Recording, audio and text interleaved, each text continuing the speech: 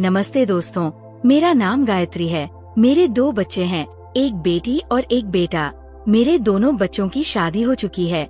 मेरा बेटा ज्यादातर नौकरी के कारण बाहर रहता है, जबकि मेरी बेटी और बहू मेरे पास ही रहती है।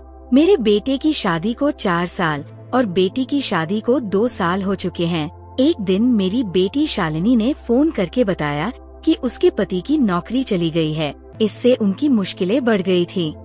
मैंने तुरंत उसे अपने घर बुलाने का फैसला किया ताकि मैं उसकी मदद कर सकूं। अगले दिन वह मुझसे मिलने आई। उसके चेहरे पर तनाव साफ दिख रहा था। मैंने उससे कहा कि जब तक दामाद को नई नौकरी नहीं मिल जाती तब तक वे दोनों यहीं रहें। लेकिन इसके बाद मेरी बहू का शालिनी के प्रति व्यवहार बदलने लगा। उसकी सहानुभूति कम होती गई। एक दिन गुस्से में मैंने बहू से कहा कि अगर उसे मेरी बेटी से कोई परेशानी है तो वह अपने घर चली जाए। मेरे इन शब्दों से वो नाराज हो गई और तुरंत अपना बैग पैक करके अपने मायके चली गई। उसके जाने के बाद शालिनी घर में पहले की तरह सहज हो गई।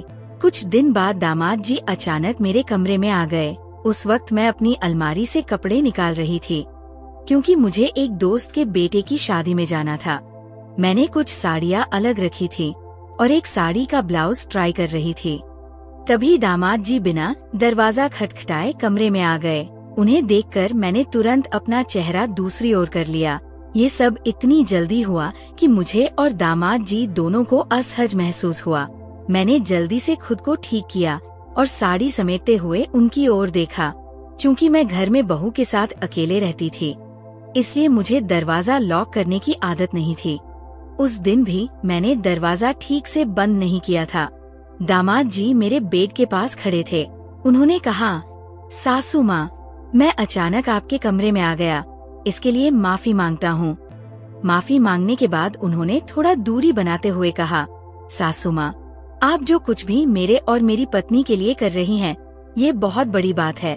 आजकल तो दामाद को घर में जगह देने वाली सिर्फ माँ ही होती है, लेकिन आप मुझे अपने बेटे की तरह रख रही हैं। चिंता न करें, मैं ज्यादा दिन यहाँ नहीं रहूँगा। आखिरकार मैं इस घर का दामाद हूँ और दामाद को ससुराल में ज्यादा दिन रहना शोभा नहीं देता। मैं जल्दी से जल्दी नौकरी की तलाश में हूँ।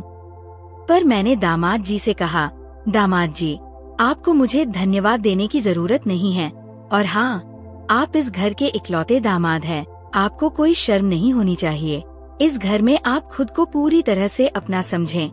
मेरी बात सुनकर दामाद जी ने मुझे अचानक गले लगा लिया और कहा, सासू माँ, मैं आपके इस उपकार का कितना कर्ज चुकाऊंगा, ये मुझे भी नहीं पता। जब दामाद ने मुझे गले लगाया, मैं बहुत चौंक गई थी। आखिरकार वो मेरे दामाद थे और हमारा रिश्ता इतना खुला हुआ नहीं था। मैंने सोचा कि ये नई पीढ़ी की सोच हो सकती है, जिसमें दामाद अपनी सास से बिना झिझक बात करते हैं। धीरे धीरे मेरे मन में कुछ अनचाही बातें आने लगी। मुझे ऐसा लगने लगा कि मेरी बेटी गायत्री और दामाद के बीच कुछ ठीक नहीं है। एक रात जब मैं शालिनी के कमरे से निकल रही थी, मुझे उसके कमरे से बड़बड़ाने की आवाज सुनाई दी। मुझे यकीन था कि उनके बीच कोई विवाद चल रहा है। ये सुनकर मैं धीरे से उनके कमरे में गई। वहाँ जाकर मैंने देखा कि शालिनी अपने पति को उल्टा सीधा बोल रही थी। उसने कहा, 15 से 20 दिन हो गए, लेकिन तुमने अभी तक कोई नौकरी नहीं ढूंढी। पूरा दिन लैपटॉप पर बैठकर क्या करते हो? घर में रहकर मेरे पति का दिमाग खराब हो गया है और अब वह मुझसे तेल की मालिश की मांग कर रहा है। मैं इस बेकार इंसान की मालिश नहीं करूंगी। शालिनी इतना भड़क गई थी कि उसने मेरे सामने ही अपने पति का अपमान शुरू कर दिया। इस पर मैंने शालिनी को डांटते हुए कहा, थोड़ा अपने शब्दों पर ध्यान दो।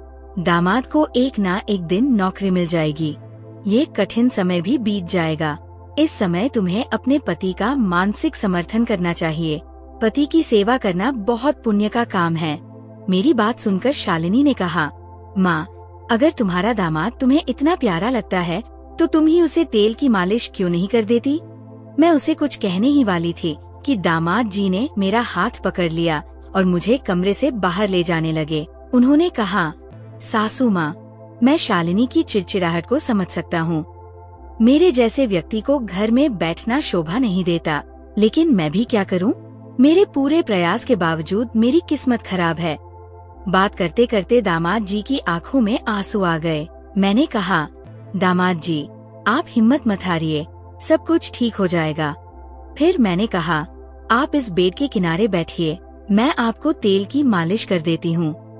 इससे आपका मन शांत हो जाएगा और आपको अच्छी नींद आएगी। मैंने दामाद जी के सिर की मालिश शुरू कर दी। कुछ ही मिनटों में दामाद जी ने मेरा हाथ पकड़ लिया और उसे अपने कंधों पर घुमाने लगे। उन्होंने कहा, सासू माँ, आपके हाथों में तो सचमुच जादू है। कुछ ही मिनटों में मेरे सिर का तनाव दूर हो गया। क्या आप मेरी गर्दन पर भी थोड़ा तेल लगाकर मालिश कर देंगी?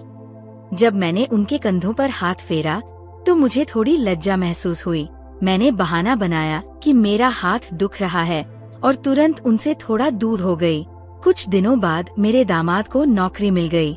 नौकरी मिलने के 2-3 दिन बाद शालिनी ने बताया कि वह गर्भवती है। मेरी बेटी शालिनी और दामाद अपने घर जाने की तैयारी कर रहे थे, लेकिन मैंने उन्हें कुछ दिन और रुकने के लिए मना लिया। शालिनी की खुशखबरी सुनकर मैंने ठान लिया था कि मुझे उसे कुछ और दिनों तक अपने पास रखना चाहिए। लेकिन उन दिनों मैंने देखा कि शालिनी की तबीयत ठीक नहीं थी। मेरी बेटी और दामाद अलग अलग रहते थे और शालिनी की ऐसी हालत देखकर मैं उसे अकेले नहीं जाने दे सकती थी। मेरे मन में सवाल था कि क्या वह अकेले अपने पति के लिए घर का काम कर पाएगी। इसलिए मैंने तय किया कि जब तक शालिनी पूरी तरह ठीक नहीं हो जाती तब तक उसे मेरे पास रहना चाहिए। दिन बीतते गए और दामाद जी ऑफिस जाने लगे। सुबह सुबह मैं उनके लिए टिफिन तैयार करती थी। जिस तरह मैं उनका ख्याल रखती थी, उन्होंने भी मेरा ध्यान रखना शुरू कर दिया। शाम को जब दामाद जी ऑफिस से थककर लौटते तो रात के खाने में मेरी मदद करते। देखते देखते मेरी बेटी और दामाद के यहाँ आए 1 महीना हो गया। गर्भावस्था के कारण शालिनी को मितली होने लगी थी। दामाद जी को इस बारे में ज्यादा जानकारी नहीं थी और इसी वजह से उनके बीच झगड़े होने लगे। हर दिन मैं उनकी बहस सुनती थी, लेकिन मैंने सोचा कि यह तो आम पति पत्नी की बातें हैं, इसलिए मैंने ज्यादा ध्यान नहीं दिया। लेकिन एक दिन दामाद जी रात को मेरे कमरे में आए और बोले, सासू माँ, अब मैं शालिनी के साथ एक ही कमरे में एक बिस्तर पर नहीं सो सकता।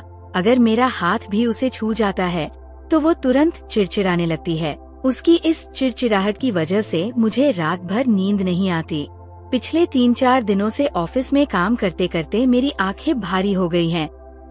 मैंने दामाद जी से कहा, दामाद जी, शालिनी जिस स्थिति में है उसमें कभी कभी महिलाओं का चिड़चिड़ापन बढ़ जाता है, तुम्हें उसे समझना चाहिए।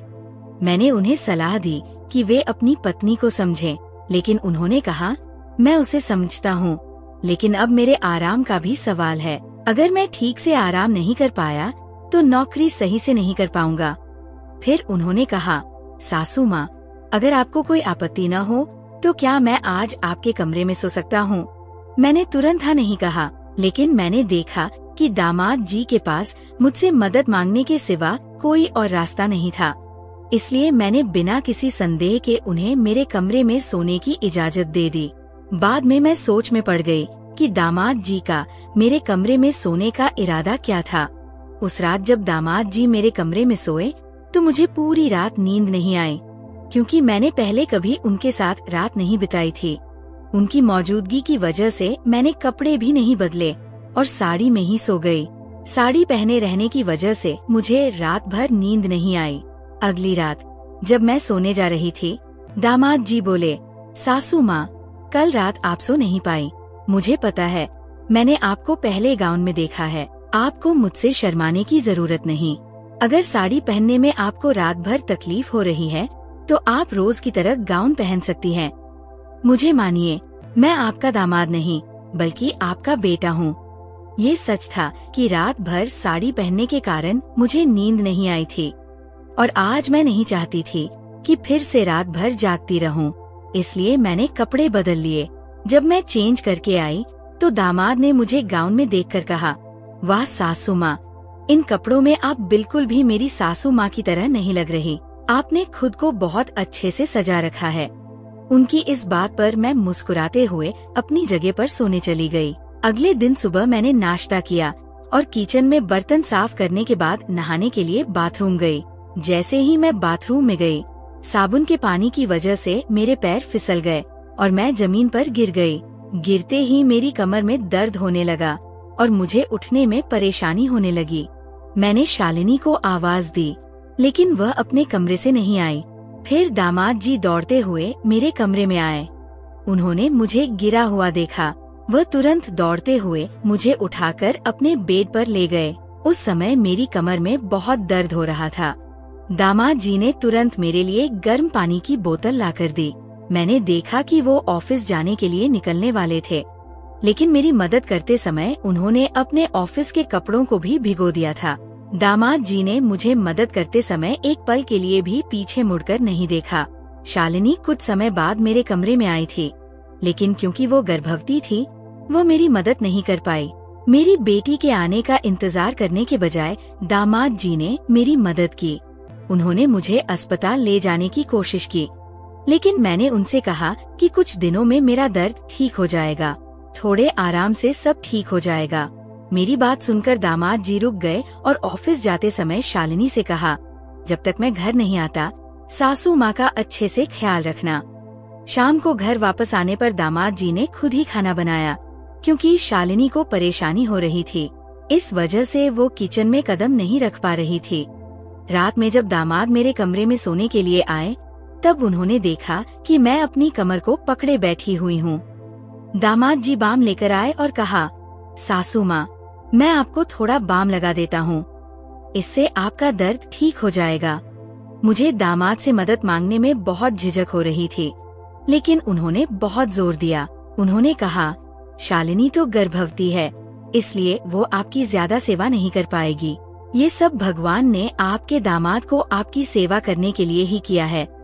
मैंने लाख कोशिश की कि मैं दामाद जी से मदद न लूं, लेकिन उन्होंने मुझे बाम लगाना शुरू कर दिया।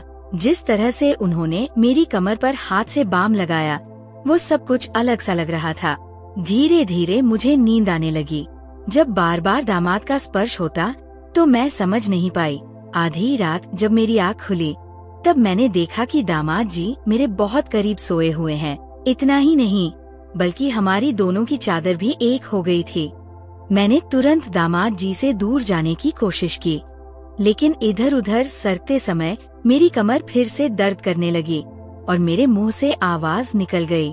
मेरी आवाज सुनते ही दामाद जी जाग गए। मुझे ऐसा लगा जैसे वे पहले से ही सोने का नाटक कर रहे थे। मैंने उन्हें तिरस्कार से देखा, लेकिन फिर भी उनके व्यवहार पर ध्यान नहीं दिया। अगले दिन जब मुझे खांसी आई, तो दामाद जी तुरंत मेरी पीठ पर हाथ रगड़ने लगे। मेरी खांसी फौरन रुक गई, लेकिन उनका हाथ मेरी पीठ पर आज भी वैसा ही था। मुझे अब दामाद जी के साथ अपना कमरा साझा करना अच्छा नहीं लग रहा था। उनकी मेरी तरफ की देखभाल अब मुझे कुछ और ही संकेत दे रही थी। दूसरे दिन दोपहर में जब मैं शालिनी के कमरे में गई, तो मैंने उससे कहा, मैं तुम्हारी भाभी को घर बुलाने वाली हूँ। मुझे घर के कामों में दिक्कत हो रही है। अगर बहू घर पर रहेगी तो वो घर का ध्यान रख सकेगी। इस पर मेरी बेटी शालिनी ने कहा, माँ, पिछले कुछ दिनों से तुम्हारा दामाद मेरे बजाय तुम्हारा ज्यादा ख्याल रख रहा है।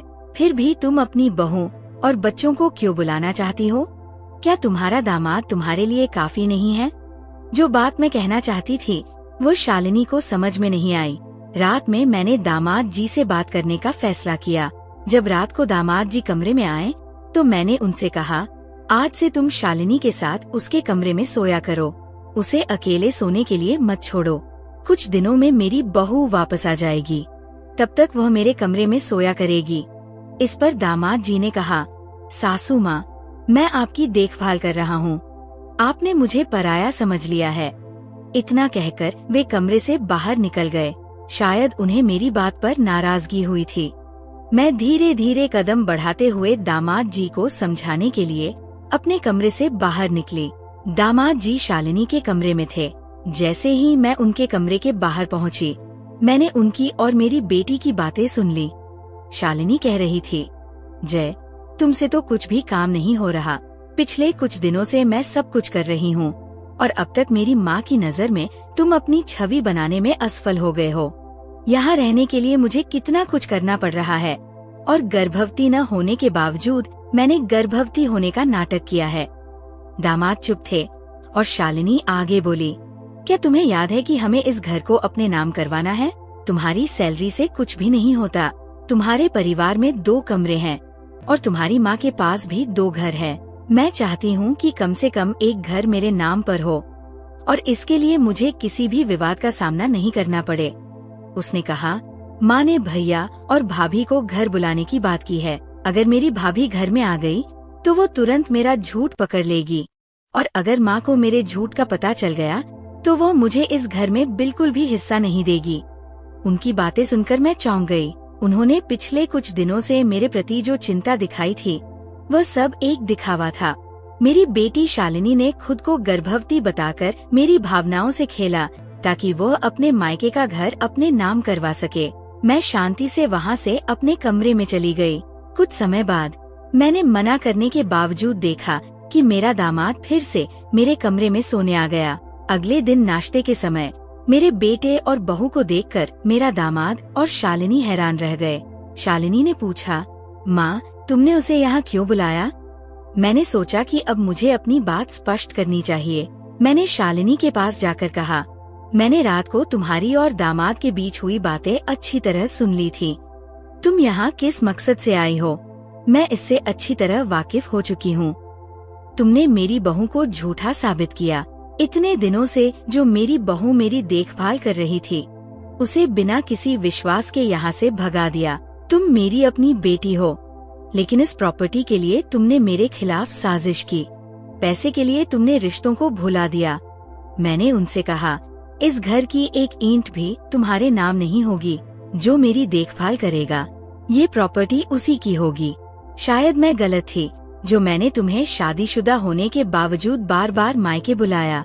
माँ बाप खर्च करते हैं, लेकिन लड़कियों का कर्तव्य खत्म नहीं होता। जब भी उनकी बात आती है तुम हमेशा पूछती हो, हमारे लिए क्या किया? मैंने सोचा, तुम जैसी लालची बेटी के विचारों में मुझे कोई बदलाव नहीं दिखता, लेकिन मैं ये कर सकती हूँ कि तुम्हें अपने से दूर रखूं। आज से मुझे तुम्हारा चेहरा भी नहीं देखना। तुम्हारी वजह से मैं अपने बेटे और बहू को दूर कर रही थी, लेकिन ये हमेशा सच नहीं होता।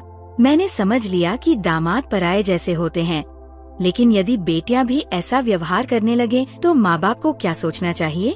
पैसे और जालसाजी से मिली संपत्ति कभी सुख नहीं दे सकती। तो दोस्तों, ये थी आज की कहानी। आपको इस कहानी पर क्या राय है, हमें कमेंट में जरूर बताएं। वीडियो अच्छी लगी हो तो लाइक करें, शेयर करें और सब्सक्राइब करें।